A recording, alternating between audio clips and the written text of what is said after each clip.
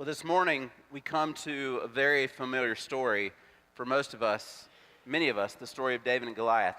Matter of fact, one of my favorite characters in American literature is Tom Sawyer, right? And Tom Sawyer prided himself in not knowing the Bible at all. That was one of the things that he took great pride in. But even Tom Sawyer knew the story of David and Goliath. It was the only question he could answer in the Sunday school class. How many of you, like me, the first time you came to the story of David and Goliath was in a Sunday school setting, right? The teacher had out the felt board, they put up all the different figures, right?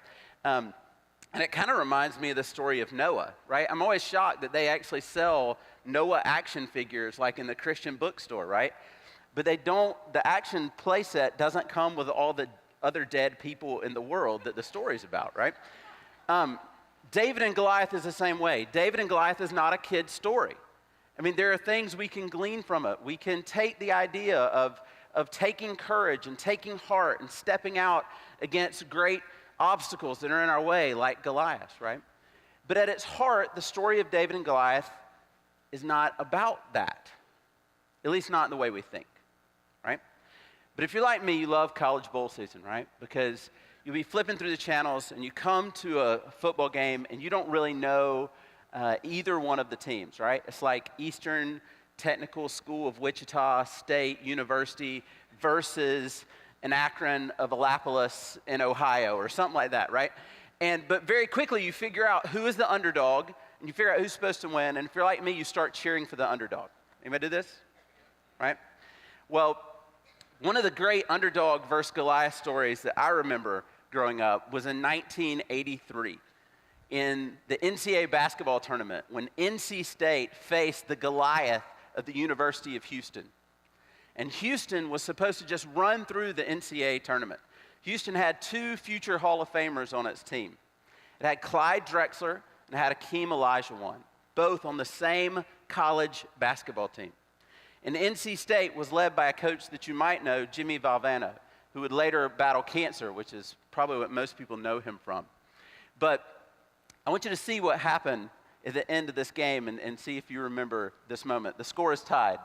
It's down to 7 seconds. You can see the time. Wittenberg, it's a long ways. They won it! On the dunk!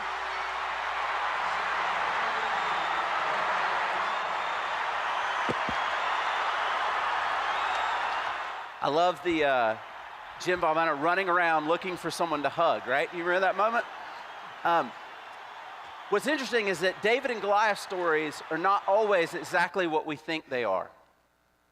Jim Valvano is actually not running around looking for someone to hug. He's looking for one particular person.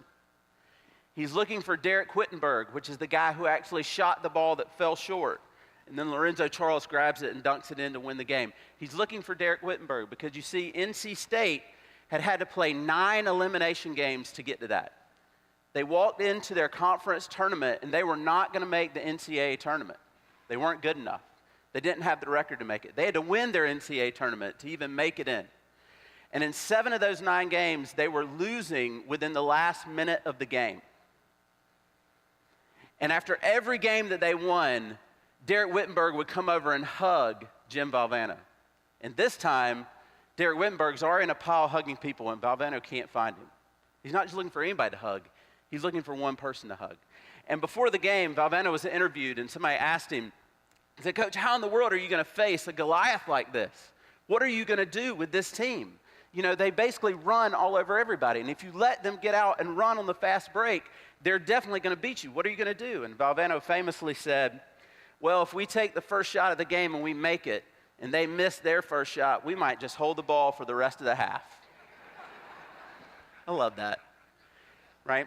And after the game, Derek Wittenberg was interviewed, and he was asked, "So what does it feel like to beat Goliath? What does it feel like to have accomplished this thing that nobody could possibly imagine?" And he said, "No." He said, "It really doesn't feel that different." He said, we imagined we could do it. We had dreamed we could do it. He said, "Matter of fact, 4 years ago when I had come in, Derek Wittenberg came in at the same time that Jim Valvano came in. He said, at our very first practice, Coach set us down and he set us on the bench. And out in the middle of the court, it was just Coach, and he had a ladder. And he said for the next 4 seasons, our very first practice, Coach would take that ladder and he'd go put it under the basketball goal, and we would practice cutting down the nets as if we had won the NCAA tournament. Isn't that amazing? Right? And I think today what we're going to find is that the story of David and Goliath is a lot more than we think it is. There's a lot more that goes into David's victory versus Goliath. You know, there's a key to this. The important thing is that we got to understand that the Bible's not just a collection of short stories and poems and essays. Do you remember about 20 years ago, they used to have this book that was very popular called The Book of Virtue? Remember this book? And the Book of Virtue was short stories, poems, and essays, and you could read them, and each one had like a little moral to the story, and then you could flip over to the next one and you could read that. Most of us spend our time reading the Bible like it's the book of virtues, right? If we're struggling with contentment, what do? We flip to the book of Ephesians, and we start reading, and we find some little quip that can encourage us and help us to face whatever we're facing. Or if you're like me and you have 3 kids and maybe you're struggling with parenting, you turn to Proverbs and you look for something in Proverbs. And the Bible does have that. The Bible has encouragements and nuggets for us as we face certain things. But overall, the Bible's telling one big story. It's telling a story about a God who loved his people so much that even when they rebelled against them and against him, that he would send a hero for them. He would send one to not only fight for them, to fight as them. Sound familiar to you? Right? So we're going to look at that. I think there's 3 questions that can help you as you come to any text. I think you need to ask yourself, what is this text teaching me about God? Okay? What is this text teaching me about me, myself, my inclinations, my nature? And then what is this text teaching me about the person and the work of Jesus, both why he had to come and what were the results of his coming? And so let's ask the question, where does David and Goliath fall into the large story that the Bible is telling, right? Well, David and Goliath is found in 1 Samuel, and so if you want to go ahead and turn there, we're going to be looking at that as we go through this, so keep that handy. 1 Samuel 17, but 1 Samuel it picks up the history of Israel right after the book of Judges.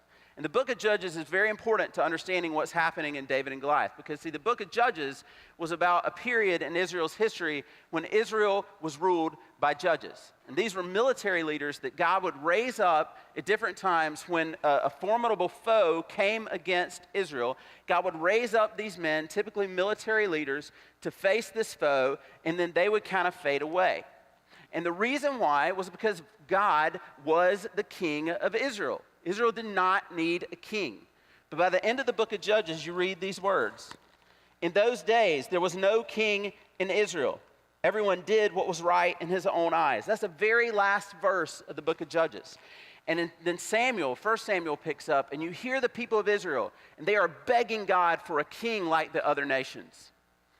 And the prophet Samuel goes to them and says, you do not want a king like the other nations. God is your king. You do not want a king like the other nations. Trust that God will take care of you. Right? And yet the people of Israel continue to say, we don't even care if he's a good king or a bad king. We want a king. We want someone strong who can represent us. We want someone who's in charge, who will make decisions, right? We don't want to trust in God who we can't even see. We can't even ask questions of in their mind. And so in 1 Samuel 9, verse 16, actually in 1 Samuel 10, God anoints Samuel as king. But God says something very interesting. He anoints Saul as king. But God says something very interesting to Samuel. He says, my people have rejected me as their king, and so I will give them a king like the other nations. So in walks Saul. And interestingly enough, 1 Samuel 9, verse 16 says about Saul, and he shall save his people from the hands of the Philistines. So we're going to see if Saul saves his people from the hands of the Philistines. So chapter 17, starting in verse 3. And the Philistines stood on the mountain on one side, and Israel stood on the mountain on the other side, with a valley between them. And there came out from the camp of the Philistines a champion named Goliath of Gath, whose height was 6 cubits and a span. Now, there's been some debate about how tall Goliath was, but basically that measurement is either translated 6'9" or 9'6". Most scholars put it in the over 9 feet range. Either way, Goliath, when he steps out of the ranks of the Philistines, is an intimidating foe. And listen to his armament. Verse 5. He had a helmet of bronze on his head, and he was armed with a coat of mail. And the weight of the coat was 6,000 shekels of bronze. And he had bronze armor on his legs, and a javelin of bronze slung between his shoulders. The staff of his spear was like a weaver's beam, and his spear's head weighed 600 shekels of iron. And his shield bearer went before him. He stood and shouted to the ranks of the Philistines, "Why are you coming out to draw up for battle? Am I not a Philistine? And are you not servants of Saul? Choose a man for yourself and let him come down to me. If he is able to fight me and kill me, then we will be your servants. But if I prevail against him and kill him, then you shall be our servants and serve us." And the Philistines said, "I defy the ranks of Israel this day. Give me a man that we may fight together." When Saul and the Israelites heard the words of the Philistines, they were dismayed and greatly afraid. Now, I think this is the key to unlocking this passage. It's the nature of the battle that Goliath proposes, right? Goliath proposes what in ancient times would have been called representative combat. And it's this: your side go and pick a champion or a hero. You pick your bravest, courageous, best warrior, bring him out. We will pick our champion, our hero. We will bring him out, and they will do battle. And at the end of that battle, whoever wins, we will treat it as though both of our nations went to battle, and one side won or the other. And so either we will serve you or you will serve us in light of this one representative battle, right? Two things here. One is, this is a perfect plan for the Philistines. See, the Philistines were known for attacking and taking other nations and bringing them into captivity and having them serve as slaves or pay taxes back to the Philistines, right? And so if you can keep yourself from getting locked into a battle that has a lot of bloodshed, then you have more people to pay taxes and more people to be slaves to, right? So it makes perfect sense for the Philistines. But as you notice, it strikes absolute fear in the hearts of the Israelites, right? Now remember the Israelites' history.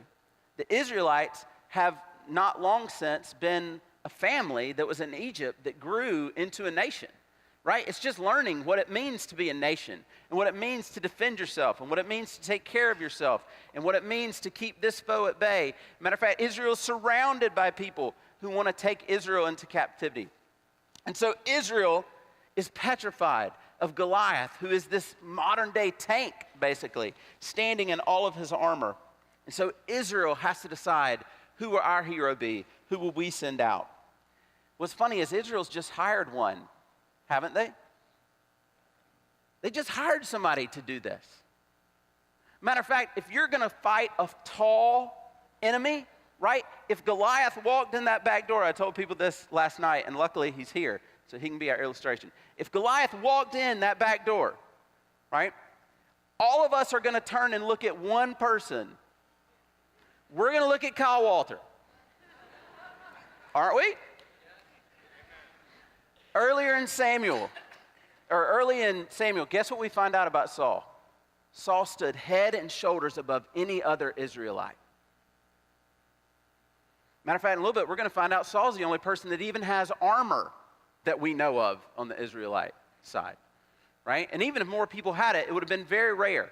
So already you've narrowed down who is going to be the person you fight, right? And we find out that Kyle Walters actually has armor. And Kyle Walters is, we're going to pretend you're our king. Kyle Walters is our king for this illustration.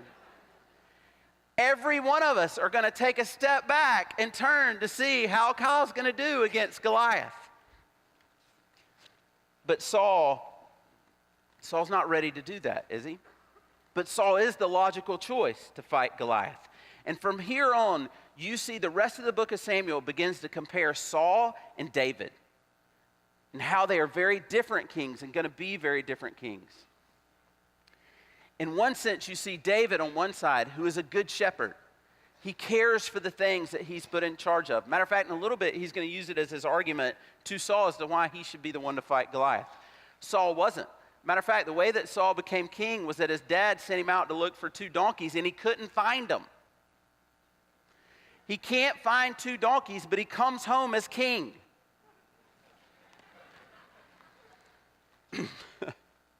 He stood head and shoulders above everyone in Israel, and yet here David is but a youth. Saul, we see over and over again, is spiritually dull. He does not get what is going on. He does not get the ramifications of this battle that Goliath has put out there before him.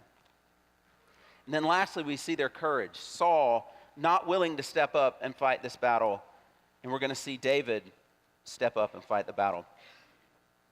So let's find out about David. And so the scene quickly shifts, and so we're going to pick up in verse 20. And David rose early in the morning and left the sheep with a keeper and took provisions and went as Jesse had commanded him.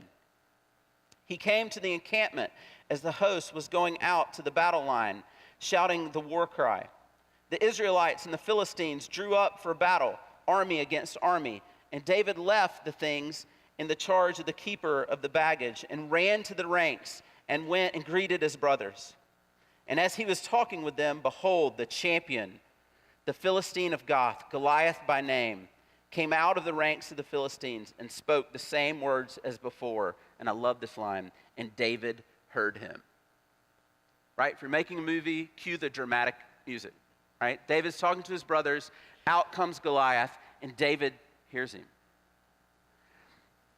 And then David hears all the other warriors around him clamoring about what the king is going to do for whoever slays Goliath. And David is absolutely appalled. He's shocked. There might be 2 reasons why he's shocked. One might be just what the king's offering. The king's offering his daughter. The king's offering never to have to pay taxes again. I mean, as much as some of us hate to pay taxes, we might be willing to take either no taxes or death. Like, that's not a bad option, right? But he offers no taxes. He offers that there'll be a handsome reward for you if you fight against David. But I think David's actually appalled because he knows who ought to go out and fight the battle. He's appalled because Saul will not step up. And not only will Saul not step up, he's bribing somebody else to take his place. And so David comes to meet Saul, and now you have David compared to Saul as far as their courage. And notice here David's courage. David said to Saul, "Let no man's heart fail because of him. Your servant will go and fight with this Philistine." And Saul said to David, "You're not able to go against this Philistine to fight him. You are but a youth, and he has been a man of war from his youth."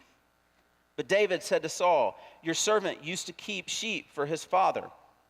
And when there came a lion or a bear and took the lamb from the flock, I went after him and struck him and delivered it out of his mouth.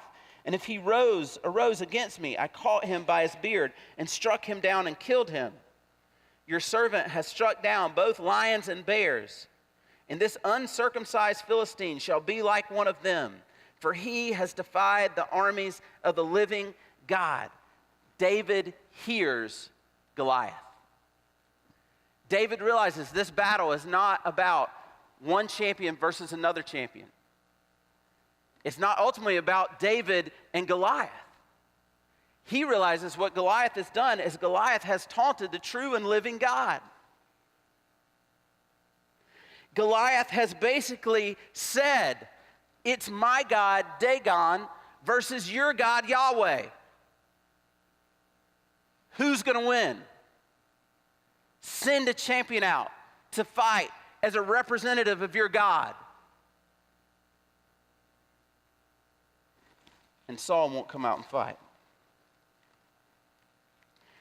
Listen to verse 37. Listen to what David's courage is rooted in.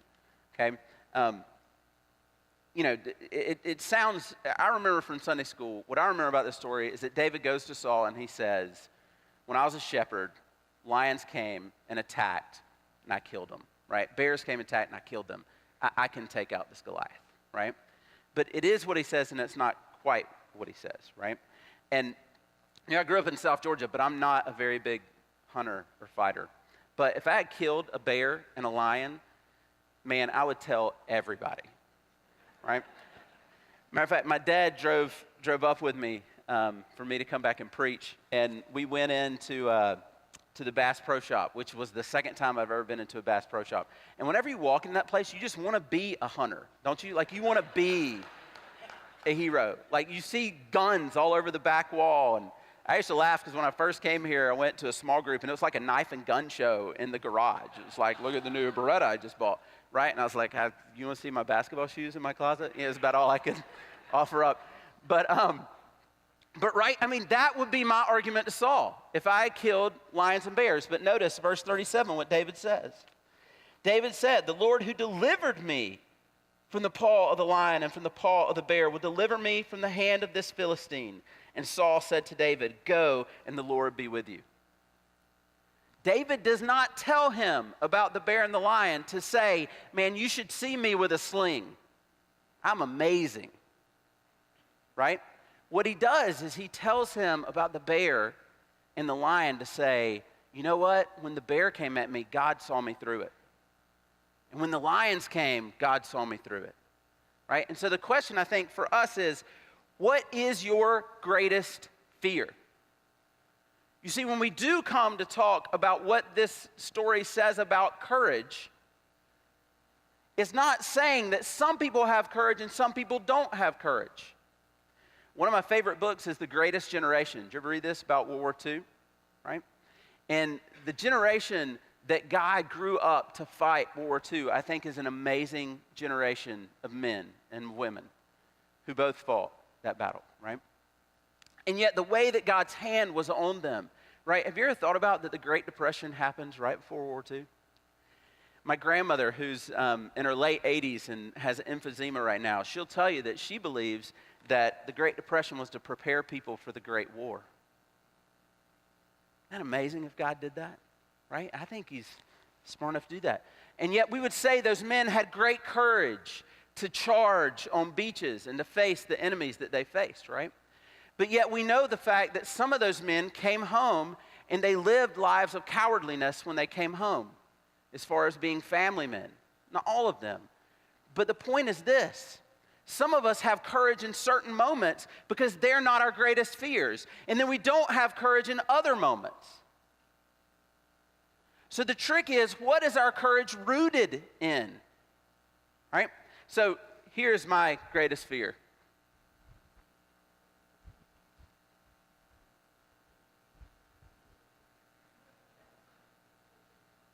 Last night I couldn't even watch it because I get like shaky even watching this. It's a 500-foot tower. Isn't that crazy? By the way, there's nothing tying him to that. Now, some of us might look at that and say, wow, that guy has courage. There's no way I could do that, right? The truth is, I couldn't even been the camera guy, right? That might have been more scary. The truth is this, though. That's not his first time doing it. It's not like he looked at that tower and he said, well, there's a tower. I'm going to go climb that. I'm going to go hang off of it. I could do that. No problem. Watch this, man. And all his buddies were like, no way. I wouldn't do that, right? It wasn't like that. He's actually well known on the internet. He does those kind of stunts for a living. You know how he started? He started about 2 feet off the ground, right? And he gained experience. And he did it over and over again, and eventually he ramped it up to where he would hang himself off a 500-foot tower. What David points back to as the root of his courage is his experience of trusting God. Not? Have you ever gone to a dinner party, and somebody's pulled out all the chairs that they have in the house, right? And as people start to sit down, it always fails. Maybe this just happens to me, but it never fails that it comes down that you have like the old rickety desk chair. Have you ever done this? And you're staring at the chair and you have your plate of food and you're like, I don't know if that and me are going to really work well together. And if you're like me, you kind of do like the one-legged support squat, right? Where you kind of sit in it, but you keep the other leg behind you just in case, you fall. Well, earlier, I didn't bring it with me today, but my parents have this old rickety chair that sits in their house, and it has a cane bottom, and the cane bottom's broken out. And it's one of those chairs that look like there's no way you'd want to sit in that. But the truth about the chair is that that's the chair that I grew up sitting in when we ate dinner. And I have a lot of experience with that chair. And if I went to my parents' house, I'd pull that chair out because I know that it'll take care of me, right? And that's exactly what happens with David. And so now David turns from being compared to Saul, who has a lack of courage, to Goliath, who has courage, right? But what is Goliath's courage rooted in? Himself, his armor, his own experiences. Matter of fact, one commentator points out that Goliath is not wearing typical Philistine armor. Could be two reasons. One, either they had to make him his own because he's so tall, or the other reason might be that he's wearing some armor from other nations that he has conquered and beaten. Either way, Goliath steps on to the battlefield with courage. Goliath is ready to fight. The text says that for 40 days, Goliath came out and made his challenge. And not only that, he came out both morning and evening and came out and made his great challenge, right? That means 80 times Goliath walked out, and any of those times, someone from the ranks of the Israelites could have stepped out and fought him. Goliath was ready for the battle. Verse 40. Then he took his staff in his hand, this is David, chose 5 smooth stones from the brook and put them in his shepherd's pouch. His sling was in his hand, and he approached the Philistine. And the Philistine moved forward and came near to David with his shield bearer in front of him. And when the Philistine looked and saw David, he disdained him, for he was but a youth, ruddy and handsome in appearance. Right? Why does Goliath disdain when finally an Israelite steps out to fight him, right? It's David. It's a teenager. Think about it. Goliath can't win, right? If Goliath destroys this teenager, he goes back to his Philistine buddies, and they're like, oh, Goliath, that was amazing. Way to take it to the 16-year-old. Awesome, man. Way to go. You know, and if he loses, he's completely humiliated. He probably won't care because he'll be dead, but he's completely humiliated. So Goliath's plan is not going the way he wanted it to. And the Philistine said to David, am I a dog that you come to me with sticks? And the Philistine cursed David by his gods. Very bad thing to do. The Philistine said to David, come to me, and I will give your flesh to the birds of the air and to the beasts of the field. Now, I love this because David gets really nasty with him, right? Then David said to the Philistine, you come to me with a sword and with a spear and with a javelin. But I come to you in the name of the Lord of hosts, the God of the armies of Israel, whom you have defied. This day the Lord will deliver you into my hand, and I will strike you down and cut off your head. Right? Now remember, Goliath told David, I will kill you, and then I'll feed you to all the wild animals. Right? Notice what David tells Goliath. And I will give the dead bodies of the host of Philistines this day to the birds of the air and the beasts of the earth, that all the earth may know that there is a God in Israel, and that all the assembly may know that the God saves not by sword and spear, for the battle is the Lord's, and he will give you into our hands. Isn't that amazing? David says, okay, Goliath, whatever, yeah, you're going to kill me, feed me to all the animals, whatever. I'm going to kill everybody that's behind you and you. Right? Remember, David only has 5 stones. Do you think David is trusting in his own ability? I think this. If you remember the movie The Avengers, most of us have stepped out against a Goliath in our life, right? And we faced a Goliath, and most of us have felt very defeated by it. I don't know about you, but I've tried the Sunday school answer to this story, and it hasn't worked very well. I've slung stones at sin that I've faced for years. And even when they hit the sin on the forehead, it just falls off, doesn't it? Anybody else feel like that sometimes? Here's what I think what happens when you and I step out against Goliath, right? The Avengers, right? Do you remember when Loki finally meets the Incredible Hulk? I was going to show it, but my wife said that it was too much, right, for the kids and the audience or whatever. Right, do you remember? Loki, who is a god in comic book world, okay, meets the Incredible Hulk, and he makes some little taunt to him, and the Hulk picks him up and beats him like a rag doll and leaves him in this impression in the ground and just walks away. Right? Do you remember that scene? That's what I think it looks like when you and I step out to face Goliath. But when you and I step out like David did, when you and I step out and we don't see this as a battle as us against Goliath or even Israel versus the Philistines, but this battle is about the uncircumcised versus the circumcised. It's about Dagon versus Yahweh. Right? We begin to see the true nature of the battle. And what's even more interesting, Jerry read the end of the story. David runs out and he strikes Goliath on the forehead, and Goliath falls. And David takes Goliath's own sword. David didn't even take a sword to the battle, right? And he takes his own sword and he cuts off Goliath's head, right? And then the beauty of the picture of him taking Goliath's armor to his trophy room. But you know what's interesting? You know how the Israelites look back to this story? The Israelites themselves, they are so consumed with passion once they have seen what David has done. They chase down the Philistines and they destroy the Philistines right then and there, right? But yet Israel never points back to this story and says, we should have courage like David had courage when he faced Goliath.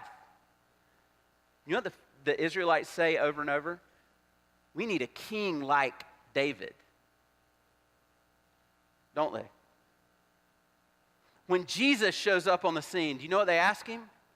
Are you a king like David? They're holding out for a hero. You and I should hold out for a hero. You see, Jesus, this story points us directly to what Jesus would do on the cross for us. Representative combat. The Bible is full of it, right? Adam represented us in the garden.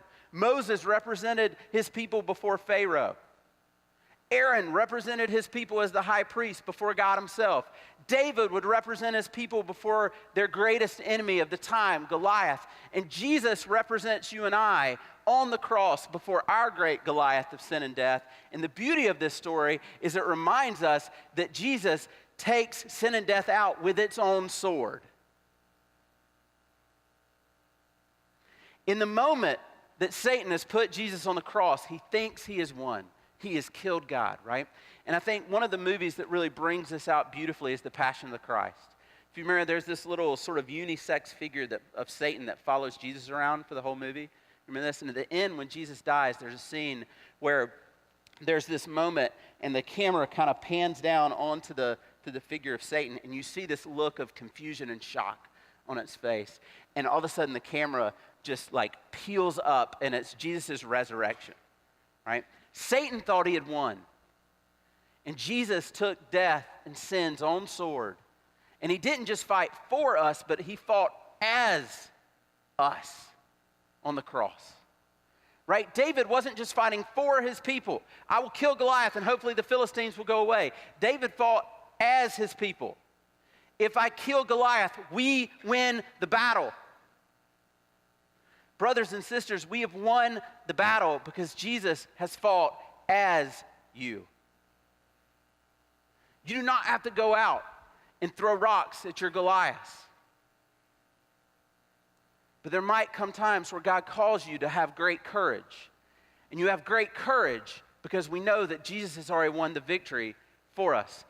Matter of fact, if you're not sure exactly what that victory looked like, there's a verse in Hebrews that says Jesus was tempted in all ways that you and I are tempted, right? And it's talking about that he can relate to us, that we can talk to him, right? I don't believe that you and I face all the different types of temptation we can. I think we see that in courage, that there's times where certain things come in our life and they're easier than other things. And so I think what that means is that, can you imagine all of the temptation that Jesus faced during his lifetime for that verse to be true? You ever thought about it? Even though he never failed, right? He remained without sin. He faced temptation. And you and I know that when we face temptation, even sometimes when we make it through and we don't fail, it's miserable, isn't it?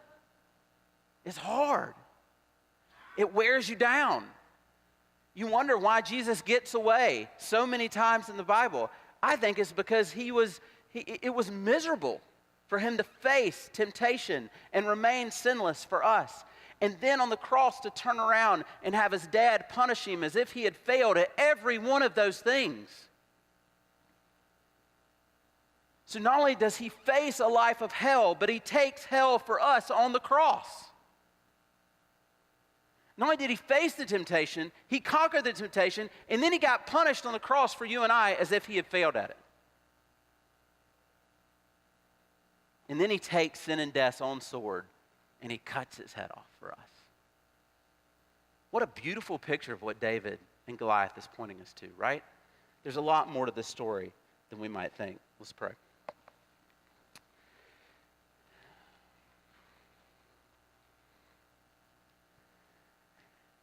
Father, thank you for your grace in our life.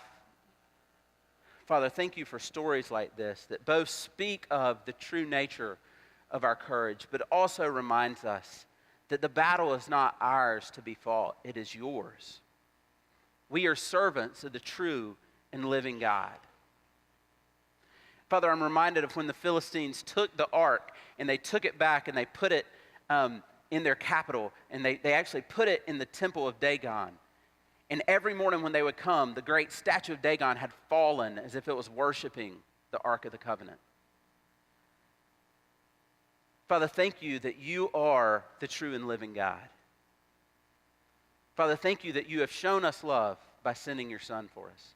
Father, I pray that we would not see ourselves as the hero of our own story, but we would see the hero who has been sent to fight not only for us, but to fight as us. Father, help us. Help us to have the courage to step out and live lives of valor in light of what you've done for us. And we pray these things in the name of the one that you sent to slay our Goliath. In the name of Jesus. Amen.